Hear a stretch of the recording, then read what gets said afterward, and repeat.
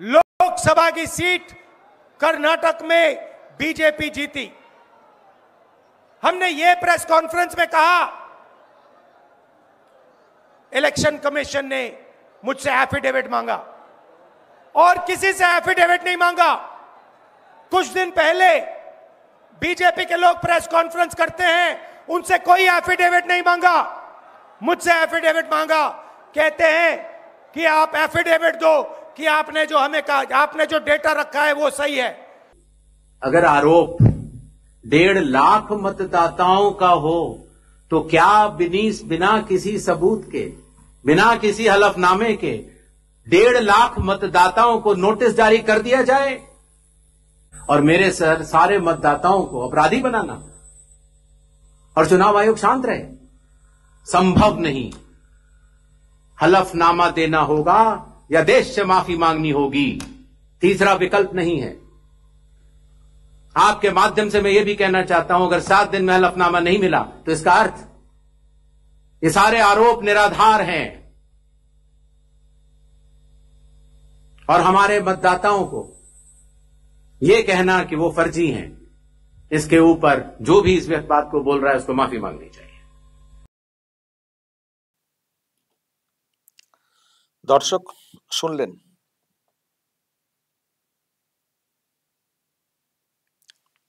একটা কড়া জবাব বলতে পারি রাহুল গান্ধীর বিরুদ্ধে, কিন্তু ক্ষমা চাইলেই হয়ে যাবে?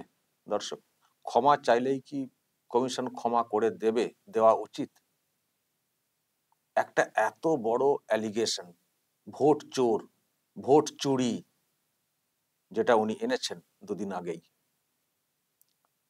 তো কমিশন বলছে যে যেটা বলেছেন তার একটা হলফনামা দিতে হবে। 7 দিন সময় দিলাম, যদি দিতে না পারেন তাহলে ধরতে হবে সব ফেক, ওনাকে ক্ষমা চাইতে হবে। কিন্তু আমার প্রশ্ন, কেন ক্ষমা চাইলেই হয়ে যাবে? তো যদি এই সব একটা সিরিয়াস অ্যালিগেশন আনার পরেও যদি ক্ষমা চাইলেই তাকে ক্ষমা করে দেওয়া হয়, তাহলে মানে ওনাদের মুখ কি বন্ধ হবে? দর্শক, শুধু তো রাহুল গান্ধী না, রাহুল গান্ধীর মতো আরো মানে আমাদের রাজ্যেও তো অনেকে আছেন টিএমসির বা ওনাদের ইন্ডির। কিন্তু কমিশন যদি এইসব ক্ষেত্রে আরো একটু কড়া স্টেপ না নেয়, এইসব লোকেদের মুখ বন্ধ করা যাবে? এরা তো মিথ্যে কথাকে লাগাতার বলে যান, মিথ্যে কথা মিডিয়া পরিষ্কার করে দিচ্ছে যে এটা মিথ্যে, এটা মিথ্যে, এটা ফেক, এটা ফেক, তারপরেও দেখবেন বলে যাচ্ছেন। রাহুল বলেন, এখানে মমতা বলেন, অভিষেকদের তো শুনেছেন বক্তব্য। তো ফলে শুধু ওই মানে হলফনামা দিতে পারলেন না তার মানে এটা ফেক, দেশের মানুষ জেনে গেলেন, ক্ষমা চান। আমার কথা হচ্ছে যে ক্ষমা চাইলে কেন ক্ষমা করা হবে? ইলেকশন কমিশন তো একটা মানে গণতন্ত্রের মন্দির, মসজিদ, গির্জার মতো। দেশ কতটা গণতান্ত্রিক সিস্টেমে চলবে তার যে কাঠামো সেটা তৈরি করে দেয় নির্বাচন কমিশন জনমতের ভিত্তিতে। তো তার সম্পর্কে এই ধরনের একটা সিরিয়াস অ্যালিগেশন আনা হচ্ছে, ভোট চোর, একে তাকে জিতিয়ে দেয়, একেবারে একটা পলিটিক্যাল অ্যালিগেশনের মতো। যেমন পলিটিক্যাল পার্টিকে বলা হয়ে থাকে বিভিন্ন ক্ষেত্রে ভোট চুরি, ছাপ্পা রিগিং, ওই টাইপের, ঠিক ওই টাইপের যারা ভোটকে পরিচালনা করে থাকে নির্বাচন কমিশন, তাদের সম্পর্কে এই ধরনের একটা অভিযোগ। তো যখন এই ধরনের একটা অভিযোগ আনছেন কেউ, তো তাকে ক্ষমা চাইলে কেন তাকে ছাড়া হবে? আমার দর্শক এটা প্রশ্ন, বা আমি এতে সহমত না। কমিশনের প্রচুর ক্ষমতা আছে, চাইলে অনেক ব্যবস্থা নিতে পারে। তো আমার কথা, যখন কমিশনের যে নিরপেক্ষতা, কমিশনের যে পবিত্রতা, সেটাকে বজায় রাখাটাও তো কমিশনের কাজ। কারো সম্পর্কে কেউ একজন ধরুন উল্টোপাল্টা বলে যাচ্ছেন, তো তিনি যদি কোনো সময় তার কোনো রিয়াকশন ব্যক্ত না করেন, তার বিরুদ্ধে ব্যবস্থা না নেন, তো লোকে মানে 5 জন কি ভাববেন? ও তো তার মানে ওই রকমই, না হলে তো কিছু বলতেনি। অত উদার হলে তো হয় না, সেসব যুগ তো চলে গেছে।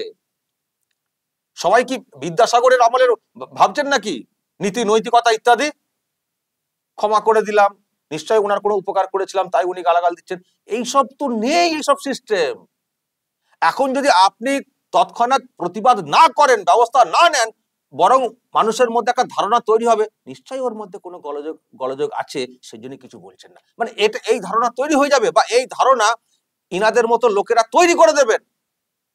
তাই তো বলছি, যখন এই রকম একটা অ্যালিগেশন এনেছেন, যেটা কমিশন বলছে কি অ্যালিগেশন আনা হয়েছে, এফিডেভিট দিতে হবে, না হলে এটা ফেক ধরবো, আমি কি সবাইকে এরকম নোটিশ পাঠাবো, এই যে কথাগুলো। তো যখন একটা এইরকম ভাবছেন এবং বেশ গরম ভাবেই কথাটা বলেছেন কমিশনার, চিফ ইলেকশন কমিশনার, কিন্তু বিষয়টা হচ্ছে কেন ব্যবস্থা হবে না, কেন ক্ষমা মাফি চাইতে বলা হচ্ছে, কেন শুধু কেন কেন ব্যবস্থা নেওয়ার কথাটা বলা হবে না? তো যদি এইভাবে ছেড়ে দেওয়া হয়, আবারও বলছি, ইনারা কিন্তু চুপ করবেন না, লাগাতার বলে যাবেন এবং কমিশনের বিরুদ্ধে দেখবেন বিদ্রোহ ঘোষণা করা হবে। আমি বলছি এটা তো পলিটিক্যাল পার্টি, লড়াই তো হবে পলিটিক্যাল মানে ফিল্ডে। তো পলিটিক্যাল পার্টির লোকেরা অন্য পলিটিক্যাল পার্টি যারা, তাদের সম্পর্কে বলতে পারেন, কিন্তু কমিশনের সম্পর্কে কেন বলবেন? আর কমিশনের সম্পর্কে বলে কেন পার পাবেন, কেন কমিশন কেন ব্যবস্থা নেবে না? তাদের পবিত্রতা, তাদের নিরপেক্ষতা, তাদের প্রতি মানুষের যে আস্থা, সেটা বজায় রাখার দায়িত্বটাও তো তাদের। ধরুন একটা ম্যাচ হচ্ছে, খেলা হচ্ছে, ম্যাচেতে রেফারি আছেন, এখন মাঠের মধ্যে যারা খেলছেন তারা যদি কন্টিনিউ সেই রেফারির বিরুদ্ধে প্রশ্ন তুলে যান খেলা অবস্থাতে, তাহলে কি দাঁড়াবে বিষয়টা? আর সেটা কি রেফারি কি সহ্য করবেন? তিনি তো একটা, ধরুন সামনাসামনি অ্যালিগেশন আনা হচ্ছে বারবার বারবার বারবার, তো তিনি তো কিছু একটা অ্যাকশন তো নেবেনই, সেই ক্ষমতা তারও আছে।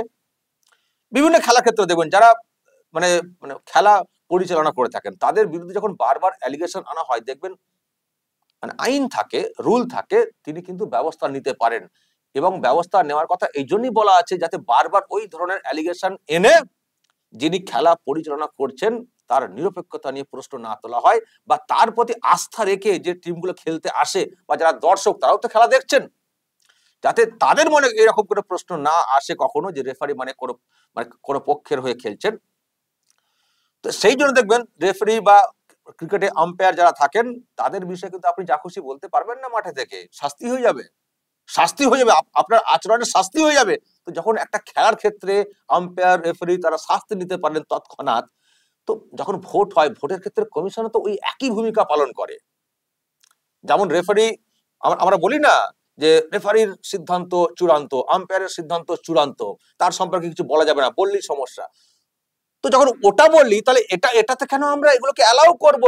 একটা মানে রেফারির ভূমিকায় যারা থাকে, যে কমিশন, তার সম্পর্কে লাগাতার ভুলভাল কথা বলে যাচ্ছেন পলিটিক্যাল ভার্সনের মতো, তো সেখানে কেন কমিশন চুপ করে বসে থাকবে, কেন কিছু বলবে না? আমরা ঠিক আছি, ওরা বলে যাক, কেন? কমিশন তো পলিটিক্যাল পার্টি না যে অন্যদের বিষয়গুলো সহ্য করবে বা কিছু একটা বাইট দেবে। বাইট কেন দেবে কমিশন? যে ওরা রাহুল গান্ধী কিছু একটা বলছেন, তাকে কাউন্টার করছে নির্বাচন কমিশন বা কমিশনার, পলিটিক্যাল বাইটের মতো। কেন পলিটিক্যাল বাইট দেবে? কেন তাকে প্রেস মিট করে বলতে হবে? কেন ব্যবস্থা নেবে না? ব্যবস্থা নেওয়ার ক্ষমতা নেই? দুটো একটা ব্যবস্থা নিলেই তো সব চুপ হয়ে যাবেন, যে ঠিক আছে আপনাদের যদি কোনো অ্যালিগেশন থাকে অ্যালিগেশন আনুন না, আমরা তো সেটা শুনবো।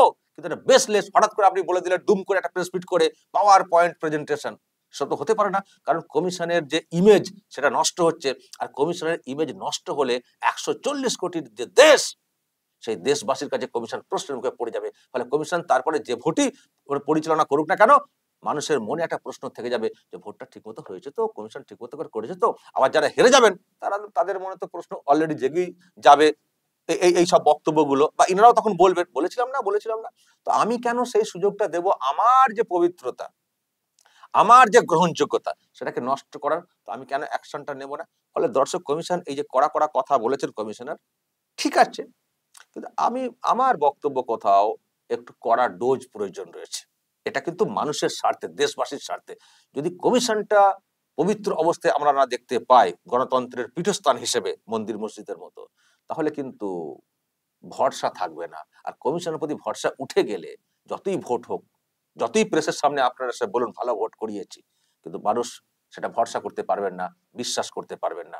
ফলে তার আগে রেফারির ভূমিকায় যারা থাকবেন, তাদের মর্যাদাটা আগে বজায় রাখাটা খুব জরুরি। এবং মর্যাদা বজায় রাখার জন্য নিয়ম কানুন যথেষ্ট ব্যবস্থা নিতে পারে। তো আমরা চাইবো, তবে একটু কড়া দেখছি, ভালো লাগছে, কিন্তু আরো একটু কড়া হওয়ার প্রয়োজন রয়েছে। যে যদি এই রকম ফার্দার কেউ এরকম মানে বেসলেস অ্যালিগেশন আনবেন শুধুমাত্র একটা মানে ন্যারেটিভ তৈরি করার জন্য ইচ্ছে করে, তাদের বিরুদ্ধে যেন ব্যবস্থা নেওয়া হয়। আর আমি পার্টিগুলোর কথা বলবো, আপনারা কেন কমিশনের পেছনে পড়ে রয়েছেন? পার্টির সঙ্গে পার্টির লড়াইটা করবেন তো। আপনারা কি পারবেন যে কমিশনকে বাদ দিয়ে ভোটটা করাতে? তো যখন তার উপরে ভরসা করে ভোটটা করাতে হয়, যদি আপনাদের কোনো সাজেশন থাকে দিন না, আলোচনাতে বসুন না। ওনারা তো বলছেন যদি কোনো অ্যালিগেশন থাকে যে কি করে নামটা এসে গেল এত, কি করে এই ভোট হয়েছে, দিন না। যিনি ম্যাচ পরিচালনা করবেন তাদের ব্যাপারে যদি একটা অনাস্থা প্রকাশ করে দেন, কি আপনারা টিম হচ্ছেন? কি টিম হচ্ছেন? যা বলছেন যা করছেন তার মানে তো এখানে ভোট করাই উচিত না। যদি কমিশনের প্রতি কোনো আস্থাই না থাকে, যদি কমিশনের বিরুদ্ধে আপনারা বিদ্রোহ ঘোষণা করেন, যদি কমিশনকে একটা পলিটিক্যাল পার্টি হিসেবে ধরে নেন, তার মানে নিরপেক্ষতার তো কিছু ব্যাপারই থাকছে না। তাহলে তো ভোট করার তো কোনো প্রয়োজনই নেই। আপনাদের ভার্সন অনুযায়ী যখনই ভোট আসে তখনই থেকে এইসব কথা শুনছি। মহারাষ্ট্রে নাকি সব নাম শেষ মুহূর্তে নাম তুলে দেওয়া হয়েছে বলে অনেক বড় বড় বড় কথা বলেছেন রাহুল গান্ধী। আজকে কমিশন বলেছে যে যখন নাম উঠেছিল তখন কোথায় ছিলেন? নাম কি আমরা লুকিয়ে লুকিয়ে তুলি নাকি? যখন নাম উঠছিল, যখন তালিকা প্রকাশ হয়েছিল তখন কোথায় ছিলেন? কিন্তু আমি আবারও বলবো, কমিশন উত্তর দিচ্ছে ঠিক আছে, কিন্তু এত কেন বকবো? কমিশনের হাতে তো পাওয়ার রয়েছে, এত কেন বকতে হবে কেন? প্রেস মিট করে কয়েকটা ব্যবস্থা নেওয়া হোক, তাহলে সব জব্দ হয়ে যাবেন সব। কারণ এদেরকে বলে কিছু হবে না।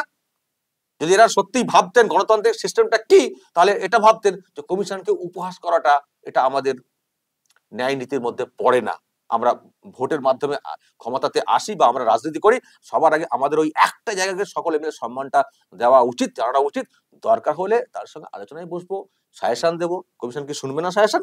নিশ্চয়ই শুনবে। সেই সব না করে কমিশন ঘেরাও বলে যখন কমিশন ডাকছে যে আসুন, কি বলার আছে আসুন না, 30 জন আসুন, সবাই না, তখন এরা বলছে না 300 জন আমরা যাব। তাহলে অ্যাকচুয়ালি তারা কিছু বলতে যাবেন না সিন ক্রিয়েট করতে যাবেন? তো এটা হলে, আর যাই হোক, ওনারা একটা ভাবনাতে করছেন, কিন্তু দেশবাসীর কাছে কমিশনকে হেয় করা হচ্ছে। আর কমিশন যদি হেয় হয়ে যায় তাহলে কোনো ভোটের কোনো মূল্য নেই, তাহলে কোনো ভোটের কোনো মূল্য থাকবে না। সেই জন্য কমিশনের দায়িত্ব রয়েছে যাতে হেয় না হয়ে যায় দেশবাসীর কাছে কমিশন, আরো একটু কড়া স্টেপ নেওয়া উচিত। এটা আমার কোথাও দর্শক মত। এবার দর্শক ছোট্ট করে শুনিয়ে দিই, আজকে যখন এই মানে ফুল বেঞ্চ প্রেস মিট করছিল, তো সেখানে এই রাজ্যে এসআইআর সম্পর্কে একটা প্রশ্ন তৈরি হয়েছিল যে বাংলাতেও কি এসআইআর হবে, বিহারে তো হচ্ছে। তো সেই তার একটা উত্তর কি দেওয়া হয়েছে, চিফ ইলেকশন কমিশনার কি উত্তর দিয়েছেন ছোট্ট করে দর্শক আপনাদেরকে শুনিয়ে দিই, তাতে পরিষ্কার হয়ে যাবে। আপনারা বুঝতে পারবেন যে তাহলে কমিশনের ভাবনাতে এই বাংলাতে এসআইআর এর ব্যাপারে কিছু রয়েছে কিনা। দর্শক শুনুন কি উত্তর দিয়েছেন। कि एसआईआर की तारीख की बात है, हम तीनों कमिश्नर्स एक उचित समय देखकर उसका निर्णय लेंगे कि कब वेस्ट बंगाल में होना है या देश के अन्य राज्यों में कब होना है। उसकी तारीखों का ऐलान आने वाले समय में उचित समय पर किया जाएगा। শুনলেন দর্শক, তারিখটা আগামী দিনে বলা হবে। মোটামুটি এটুকু পরিষ্কার যে বাংলাতে এসআইআর হচ্ছেই, মানে এখান থেকে যতই লম্পজম্প হোক এসআইআর করতে দেবো না, এসআইআর করতে দেবো না। কমিশন আজকে তার বক্তব্যে যে ইঙ্গিতটা পরিষ্কার করে দিয়েছে, এসআইআর এই বাংলাতেও হবে। তারপর দেখা যাক কি করেন এখান থেকে ওই এপাং ওপাং ঝপাং এর টিম। দর্শক বলবেন আপনারা যা বলার, আগেও যা বললাম, অবশ্যই মতামত ব্যক্ত করবেন এবং নজর রাখবেন আরামবাগ টিভিতে।